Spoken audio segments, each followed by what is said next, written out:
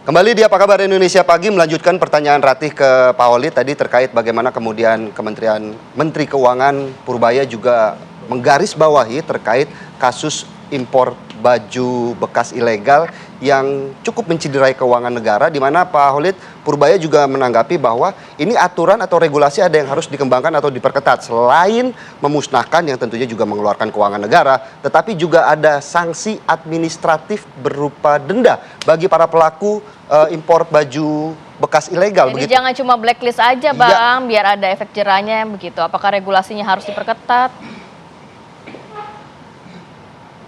Saya kira bagus juga kalau memang ada revisi di aturan. Misal tadi disampaikan ada sanksi ekonomi atau denda kepada korporasi yang melakukan impor ilegal. Memang beberapa peraturan memang kan belum diadaptasi ya dengan situasi saat ini ya.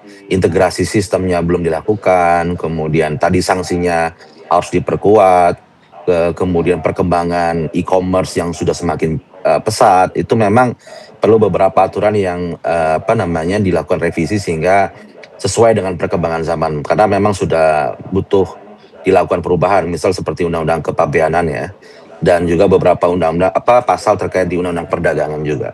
Tapi di sini sebenarnya dalam jangka pendeknya itu adalah penguatan dari tadi yang tadi Satgas tadi sudah dibuat, itu dikuatkan lagi aja, karena ini bukan hanya tugas Kementerian Keuangan, ada Kementerian Perdagangan di sana ya, dan juga aparat-aparat para penegak hukum, sehingga multisektor gitu. Kemudian dibuat kerja kolaborasi di sini.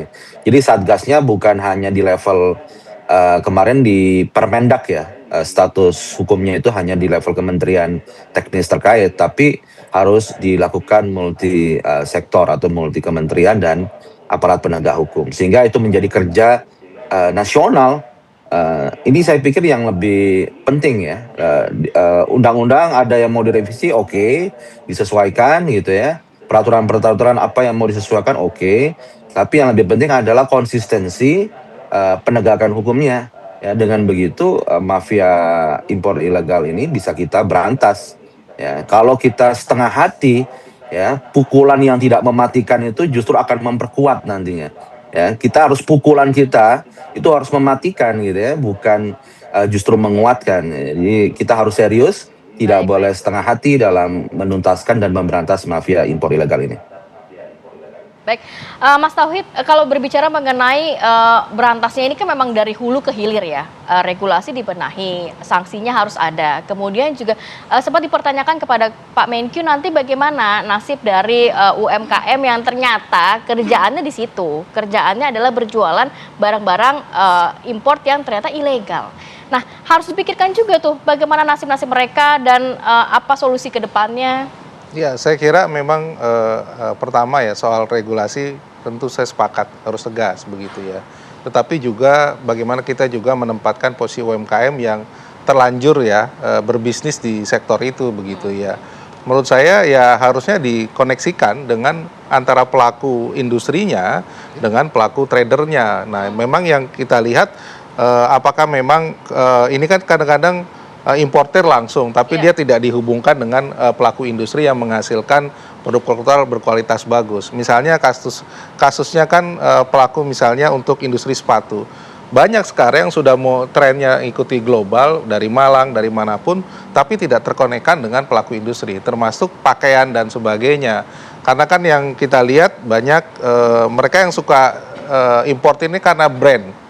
Begitu ya, karena brandnya brand global dan sebagainya, harganya murah begitu. Nah, ini yang saya kira ya kita harus stop yang seperti itu. Kita justru harus mengembangkan produk UMKM yang sudah memiliki standar internasional, kemudian mereka diberikan katakanlah jaringan untuk bisa memasarkan secara global, paling tidak di pasar Indonesia. Yang begitu-begitu harusnya sudah mulai dihentikan. Kalau sekarang kan mudah sekali kita temui di TikTok, kemudian di e-commerce dan sebagainya, justru yang tadi begitu ya, yang kemudian bisa penjual langsung begitu ya. Bahkan kita lihat yang bekas-bekas ini justru masuk ke kita begitu, harganya murah sekali begitu, termasuk misalnya jasa titip dan sebagainya yang justru memperbesar peluang itu bisa masuk begitu. Saya kira mau tidak Tapi mau harus diatur, nggak mungkin nih yang bekas-bekas ini memang tidak boleh sama sekali. tidak boleh sama sekali. Atau bisa untuk daur ulang dan lain sebagainya. Ya sebenarnya kalau daur ulang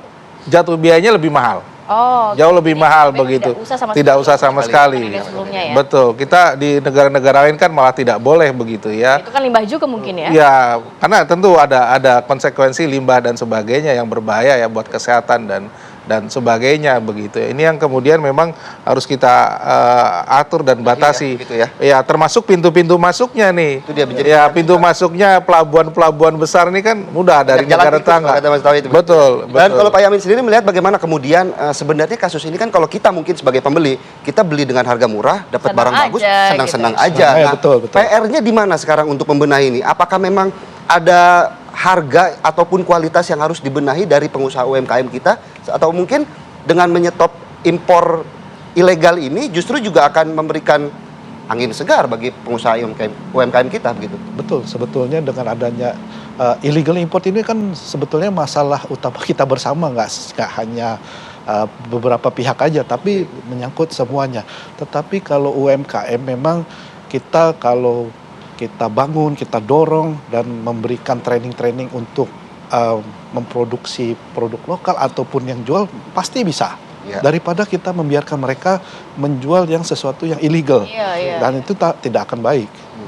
Baiknya gitu. Tapi Berbicara kualitas juga bagaimana kemudian? Apakah memang kualitas yang masih harus ditingkatkan untuk bersaing dengan negara-negara lain begitu? Oh, UMKM di Indonesia sekarang kalau secara kualitas sudah baik, Pak. Betul. Cuma kadang-kadang mendapatkan order yang kurang. Nah, ini adalah tugas pemerintah untuk roadshow ke negara-negara lain, memperkenalkan, mempromosikan produk-produk UMKM PR-nya kita. adalah dipromosi ya. Betul, artinya Pak. Bagaimana Iya. ya mempromosikan produk-produk kita. Benar. Iya. ya. Itu Jadi- salah satu cara meningkatkan UMKM untuk lebih naik kelas lagi, Pak. Produksi sudah kualitas sudah bisa bersaing. Karena banyak juga brand-brand luar yang brand besar ya, artinya juga awalnya memesan barang dari ataupun bahan dari Indonesia begitu. Betul, Pak. Sekarang salah satu anggota kita aja untuk ekspor dari Indonesia Ya. itu kurang lebih average 1 tahun 500 juta US dollar. Wow.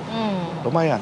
Baik, baik. Gitu. Jadi sebenarnya kita berharap ini tidak hanya omon-omon semata, Ya, tapi kita harapkan benar-benar begitu. direalisasikan oleh pemerintah, khususnya Menteri Keuangan, karena balik lagi akhirnya yang tergerus adalah industri lokal atau memang perusahaan-perusahaan yang memang secara legal mengimpor barang-barang yang tadi dikatakan 50% loh sebenarnya udah pajak apa-apa segala macam Iya, ya. lebih. Baik, terima kasih banyak Bapak sudah hadir pada pagi hari, Terima Pak kasih. Yamin, Terima Pak kasih. Tauhid, Pak dan Tauhid juga dan juga Bang Khalid. Bang Khalid yang sudah bergabung bersama kami melalui via Zoom. Dan pemirsa, apa kabar? Indonesia Pagi masih akan kembali di segmen selanjutnya. Kami akan hadirkan beragam informasi menarik. Salah satunya ini sering dibully oleh teman sekolah. Seorang siswi di Bandar Lampung harus putus sekolah karena trauma. Sesaat lagi.